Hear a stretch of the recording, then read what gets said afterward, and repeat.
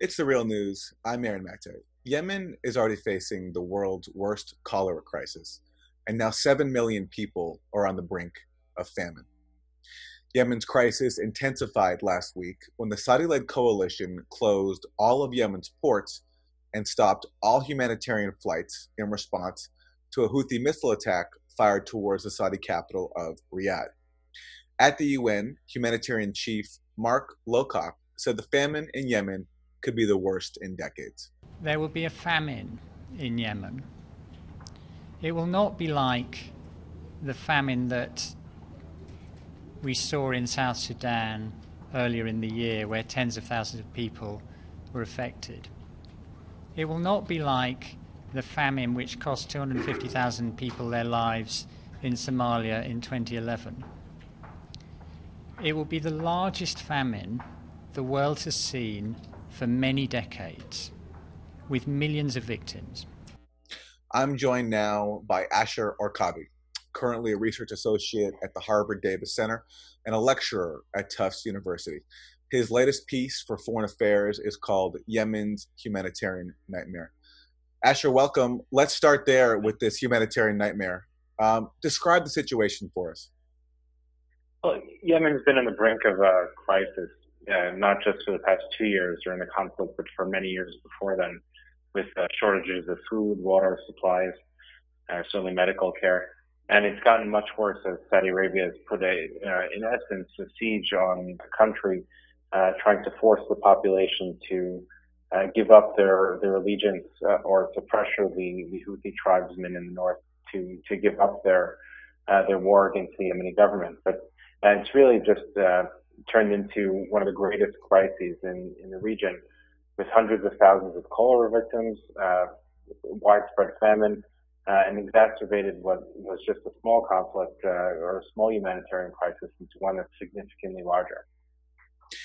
And how has it worsened in just the past week? You had the Houthis firing a couple of missiles towards Riyadh. They were intercepted and destroyed. But in response, Saudi then intensifying its blockade, which already was very harsh. So it's not the first time that the Houthis have launched missiles. And in fact, it's not really the Houthis that are launching them. I doubt that the tribesmen have the capability to launch them. In essence, it's the former president, Ali Abdullah Saleh, and his control of the former Yemeni army military. The Yemeni army, 75% of which has its allegiance to the former president. So really this Saudi response, which as of today looks like they may be mitigating the siege or maybe allowing some more humanitarian aid in. But it's really a political response. The Saudis seem to be geared up for some political transition. Mohammed bin Salman, the crown prince, knows something that no one else does, and has been putting pressure on Lebanon, pressure in Syria, and pressure in Yemen to try to get Saudi Arabia's foreign policy cards in order before some kind of transition happens in Saudi Arabia. So was this ramping up the siege in Yemen part of that? It's certainly possible. Yes, it was a reaction to a couple of missiles that were launched, but in relative terms to the thousands of missiles and bombs that were launched by Saudi Arabia, it's a relatively small response. How would intensifying the blockade of Yemen strengthen bin Salman's position? So if you ask any Saudi official what keeps them awake at night, and they'll say it's not one thing, it's 29 million things, which are called Yemenis. And it's been said it is almost, given the fact that the Saudis don't care so much about the Houthis, they're not concerned in reality that the Iranians are in Yemen, but they're concerned that for their southern border, there's a historic conflict between Saudi Arabia and Yemen. And there's always been instability and concern for the southern border. So Mohammed bin Salman is thinking in terms of his southern border. If he's going to transition power, he needs to ensure that the southern border with Yemen is secure. And whether, in his mind, that means worsening this humanitarian crisis to pressure the Houthis to give up, if that's in his mind, or in many ways we may even say this is Saudi Arabia's attempt at genocide in Yemen and sanctioned by the international community. This is their attempt at genocide? So it's very difficult to see what Saudi Arabia is doing other than basically laying the entire country of 29 million under siege without actually giving any demands for what they want. The Houthis themselves are northern tribesmen; they're native to the country. Yes, they seized power from the government, but that government is long lost legitimacy. And this continued bombing of sites in Yemen, Saudi Arabia has in essence lost uh, the direction of where this conflict is going. They're no longer supporting a leader that can come back into Yemen and reestablish the government, and have been bombing sites that, according to most metrics, are violations of humanitarian law and targeting specifically civilians rather than any military component. So we didn't necessarily have to call this full-out genocide, but that's what it's turning into with the number of victims in Yemen.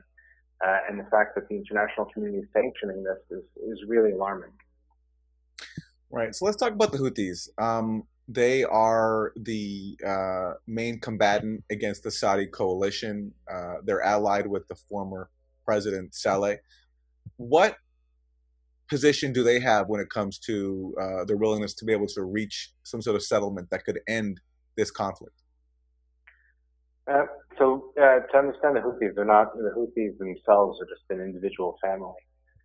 Now, there were families prior to 1962 when the modern Yemeni Republic was established. The hierarchy within the country was basically a tribal hierarchy based around the Sayyid system. So Sayyids are those families who trace their lineage to the Prophet Muhammad. And those Sayyids were the top of the social hierarchy.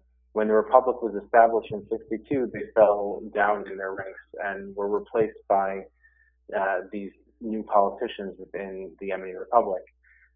So these Houthis, the Houthi movement itself, is supported by these same families who, for decades, have been dealing with political and economic and social marginalization. So this movement is really a culmination of several decades of frustration within the northern highlands of Yemen. So there are a number of tribes who are coming together and reclaiming their role within Yemeni political society. It's not clear from their demands where are they going to go? Are they going to leave Yemen? They're native to Yemen far more than the Republican forces. So it's not clear what the Saudis are demanding of the Houthis. And yes, they can withdraw from certain territories and can make concessions, but without giving them some kind of political gain within the system, then this compromise and this war just won't end with any feasible political considerations. So what are the implications there for what an actual solution could be? You write in Foreign Affairs that any settlement in Yemen has to take into account the different regional and sectarian makeup of the country. So Yemen was never a unified country.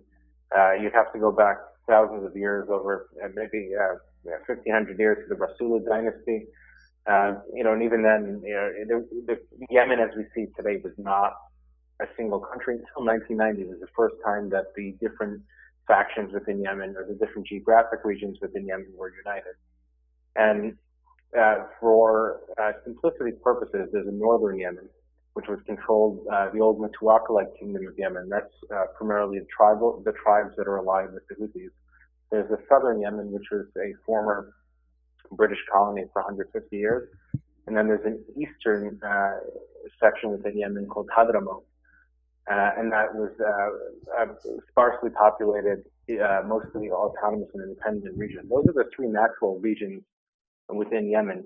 So what I'm suggesting as a final solution is not something that divides Yemen into three countries. It's not feasible, not practical, and also not the best solution, but create a much more subdivided and autonomous provincial regions within a weak central government. So this weak central government can be ruled within an international city in Sana'a, but would give those northern tribesmen their political autonomy, and would also give the southern separatist movement their political autonomy within a loosely held central government in Yemen.